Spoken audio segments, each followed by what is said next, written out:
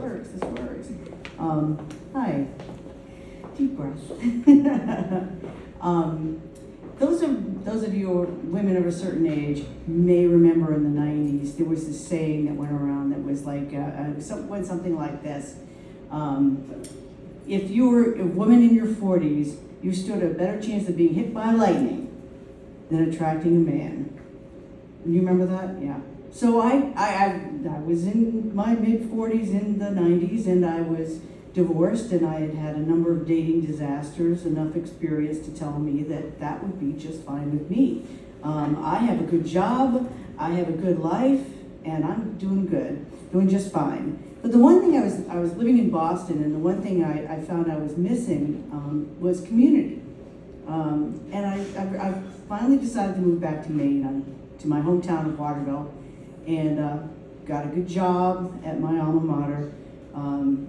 Bought a house on a lake, got the dog I always wanted, and life was just great. I was skiing, hiking, having a great time. And so, when you least expect to meet anybody, that's when you meet somebody.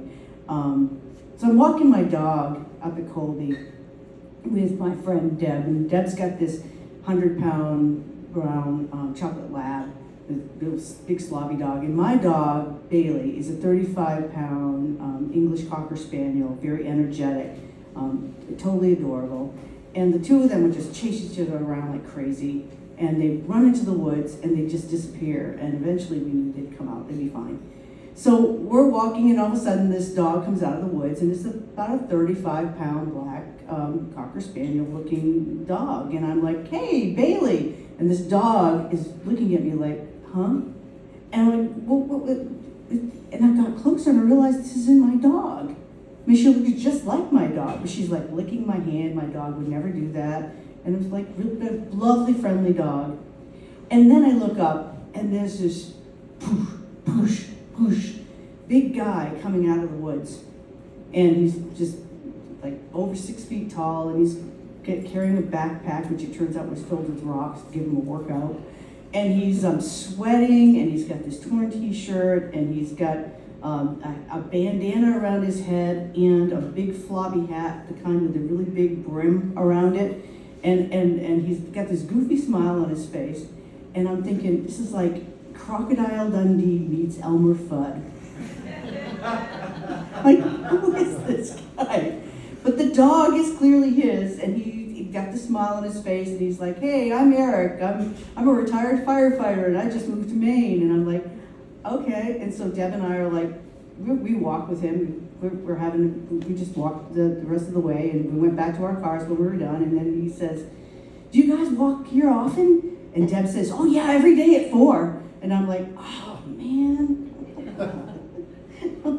Read the room. So anyway, next day at 4, he's there with his dog, and Deb and I are there, and we walk again. And we do this for, every day for like a week or so. And then after about a week, Deb doesn't show up one day. So it's just me and this guy. And I'm like, just bear with it, just go with the flow. So we start walking, and literally the first thing he says, he denies this, but it's true. The first thing he says to me when we start walking alone is, "Are you interested in a relationship?"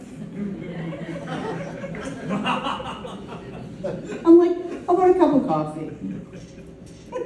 So I'm like, coming on just a little strong. I'm like, what do I do with this guy? I just don't know. So of course I asked my best friend. She says, "Well, you're having a party. Just invite him to your party. Like we'll all get to meet him. We'll all get to vet him. We'll tell you whether or not it's a thumbs up or a thumbs down." So I'm like, "Okay, great." So I invite him to my party. He shows up. Well, first of all, he showered, so that was a real big plus. He changed his clothes. He looked really good, and his dog was great as always. And so my friends were like, "Yeah, he's a really good guy. You should definitely give him a chance." So I'm like, "Okay, all right."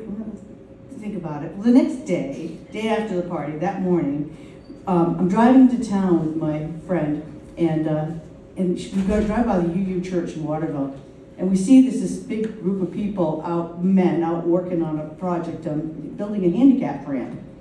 And she says, "Isn't that guy Eric from your party last night?" And I'm like, "Oh man, it is."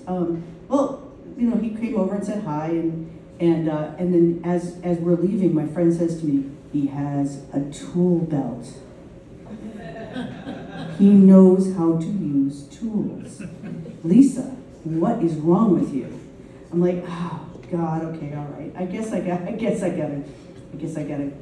give this a shot." So we decide he invites me over to dinner at his house. I go over and I drive in the driveway with my dog, get out of the car, and he's standing there waiting for us, and he's like, "Hey, I gotta show you something." So he goes, I follow him around to the back of the house, and he has this kiddie pool in his backyard. He swears it's not his, it came with the house. And he says, "Hey, take a look. So I go over and I look inside and I see 2 lobsters lying in this kiddie pool. And I said, what kind of water do you have in this kiddie pool?" And he goes, oh, I got it from the hose. I said, okay. First thing we do is we make sure the lobsters are still alive.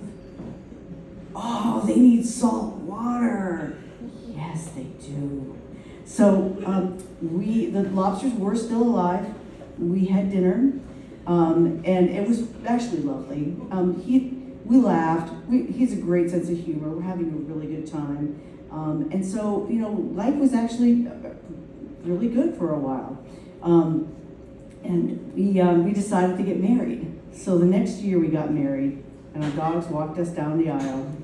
And we were, living in my lake house and having a great life. And we loved to sing together. We're totally corny. And just having a really great life. And we'd always make up lyrics to songs, like songs we love. And so we'd start singing. Our song was our house is a very, very, very fine house with 2 dogs in the yard. Life used to be so hard. Now everything is easy 'cause of you. And it was sweet. And then about 10 years into our marriage, Eric had always had some problems with his feet. He had neuropathy, nerve damage in his feet. So he's always had a lot of pain. And one day, his right foot just literally blew up. Came twice, swelled up to twice its normal size, was red hot, running a really high fever, and we called our doctor, and he said, "Don't even come here, go straight to the emergency room. This could be really serious." So we did, and he was admitted, and eventually we found out that he had a disease called Sharpe foot, and we'd never heard of this disease, and it's very rare. And it's what it's found is usually found among diabetics. And Eric is not a diabetic, so they weren't looking for it. So it's even rarer for him to have this. And the doctor told us 2 things you never want to hear from a doctor. We don't know what causes this, and there's no cure. All we can do is reconstruct but what basically happens with Sharpe foot is the bones stop being bones. They turn to mush. And so they can't support your body weight. It renders your feet useless. So the only thing they can do is rebuild the infrastructure with screws and plates to build a support system that can actually support the body. And Sharpe foot is not a constant state. It kind of fluxes in and out, and you never know when it's going to hit. So you have to be ready. So that's what we had to do. We had to have both of his feet rebuilt. Required several surgeries, and then there were problems with that, so it's continual surgeries, and then the infections started happening, and he had multiple infections. And so basically over the next 10 years he was having surgery once or twice a year, every year, with like an 8-week recovery after each one.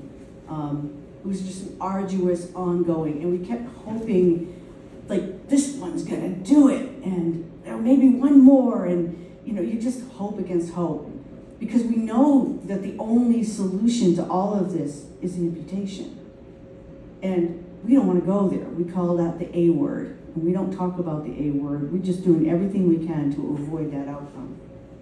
But 10 years in, I watched this incredibly once vibrant, energetic man. This guy climbed all 48 of the 4,000 plus peaks in the White Mountains multiple times. Was a firefighter. He's a battalion chief. He was incredibly active in his life. And now he couldn't walk a few feet without feeling pain and having to sit down. It was just breaking my heart. And he just was becoming someone that he's not. And so eventually, last year, we finally reached the point where it's the point of no return. Actually, I said that to the doctor. I said, it feels like we're at the point of no return. And he said, Lisa, we were there 2 years ago. This is hanging on, And he said, I've reserved time in the OR next week, but it's up to you. It's your decision. It's Eric's decision. Are you ready? If you're ready, I'm ready. And if you're not, no problem. And Eric said, no, I'm ready. So the morning of the surgery, he asked me to bring him a Sharpe pen. And I said, wondering what he was going to do with it, but he wrote on his right foot, this foot climbed Mount Katahdin 3 times and climbed Mount Washington 9 times. He wanted the surgical team to know the person that they're dealing with, that what this means. He fought it with everything he had, and this was it. And I was sitting there and I'm thinking to myself, I listened to our doctors explain to us what the prosthetic would mean, and I said to him, I'm actually excited about this. And he looked at me like I had 3 heads. And I said, no, seriously, you've dealt with a foot that is non-functional in the extreme for 10 years now. You're going to get, like the doctor said, you're going to get the leg of a 20-year-old. It doesn't have arthritis. It doesn't have a fused ankle. It has hydraulics. It's like this really sophisticated, cool thing. You can actually do stuff. You could probably do things you haven't been able to do for the past 10 years or longer. What do you want to do? What's a goal? What's something to look forward to that you could do a year from now or something? And he said, well, what I really want to do is I want to hike to one of the huts in the White Mountains. He's visited all of them multiple times, and he's like, I want to go back there. And I said, okay, then that's what we're going to do. So we set that goal, and the morning of the surgery happened, and it went as well as it could, and he worked so hard. I can't even begin to tell you what effort it takes to recover from that and get to a place where you can walk well and get your balance back. And he did all the things every day, working at it. And last weekend, we climbed to the Zealand Falls hut, and it's a hike that should have. He told me it was an easy hike. He lied. This is not an easy hike. That's the hike. The AMC says it should take an hour and a half to do that hike. It took almost 5 hours. He gutted it out. Every rock, every boulder, every water crossing, every route. He had to place the foot. We had 8 people with us, including a friend of mine who's a retired doctor, a hiking expert. We had muscle. We had young guys with muscles in case he started to fall. And I thought, if we have an equipment failure, I have no idea what we're going to do, because I don't know what you do, whatever. And I'm hiking up, and it's all I can do to get to the top. It's a tough hike, especially the last stretch is a 40-degree incline. It's serious, tough. I get to the top, I'm waiting for him, my heart's in my throat, oh my God, and they come, I could see them coming up, and they've got him on a rope. There's people hauling him, it's kind of like this getting step by step, so every single rock had to be navigated. And he got to the top, and we just dissolved into tears. He did it. And then we had to hike back.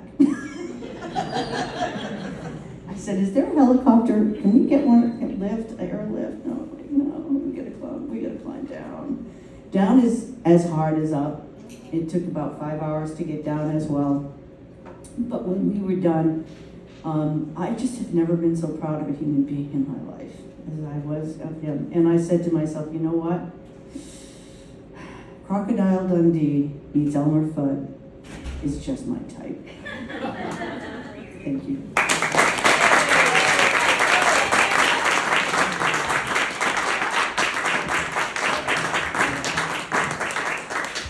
Mr. Hallee.